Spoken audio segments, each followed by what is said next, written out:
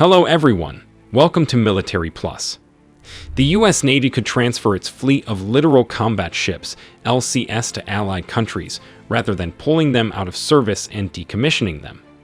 Retiring LCS because their primary armament proved technologically unworkable is akin to retiring brand new Zumwalt-class guided missile destroyers because their main battery, an advanced gun system, fires ammunition that Navy leaders correctly declared unaffordable.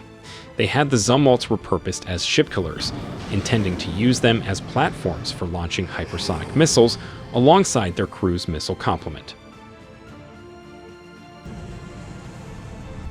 The Navy's fiscal year 2023 budget proposal calls for the decommissioning of 9 young LCS, citing the decision by the leadership to forego the anti-submarine mission module that was supposed to be installed aboard these hulls. Instead, the upcoming Constellation-class frigates will be responsible for subhunting. In testimony given to the Senate Appropriations Committee Defense Subcommittee, Chief of Naval Operations Mark Gilday explained that the Navy is considering transferring Freedom-class littoral combat ships, potentially to countries in South America. The move could augment allied navies quickly. USNI News first reported the information. Now, in terms of what are the options going forward with these ships, I would offer to the subcommittee that we should consider offering these ships to other countries that would be able to use them effectively. There are countries in South America, as an example as you pointed out, that would be able to use these ships that have small crews. And so instead of just considering scrapping as the single option, I think there are others that we can look at, sir, Gilday explained to lawmakers.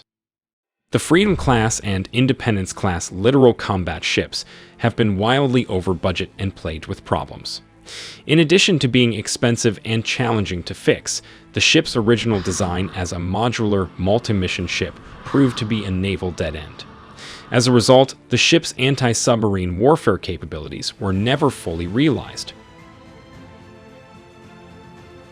Each has the capabilities of a small assault transport, including a flight deck and hangar for housing 2 SH-60 or MH-60 Seahawk helicopters, a stern ramp for operating small boats, and the cargo volume and payload to deliver a small assault force with fighting vehicles to a roll-on or roll-off port facility.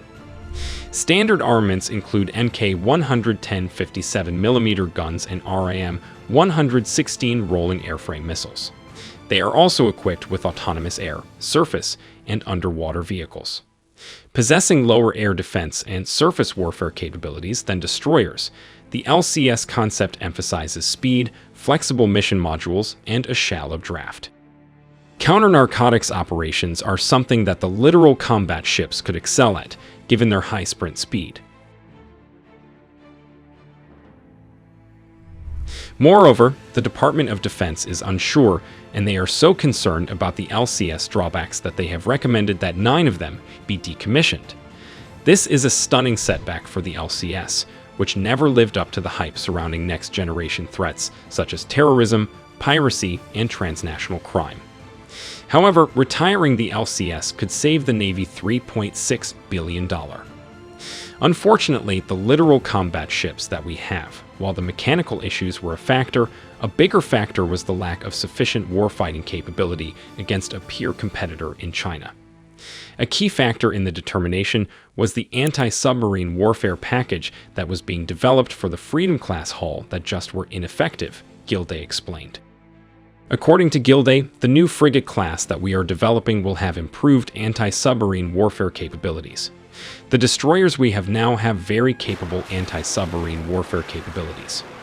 In terms of anti-submarine warfare, we do have other capable systems in the fleet, not just on the sea, but also I mentioned the submarines, the quietest submarines in the world, the most effective submarines in the world that we're fielding, as well as our P-8 aircraft for large area SW surveillance.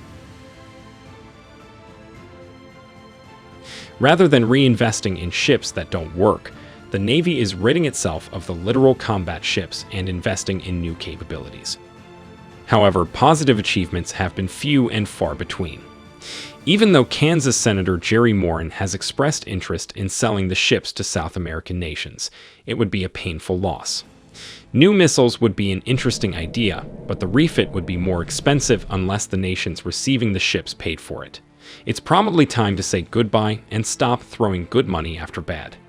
The Navy can reinvest the funds saved in more promising ships.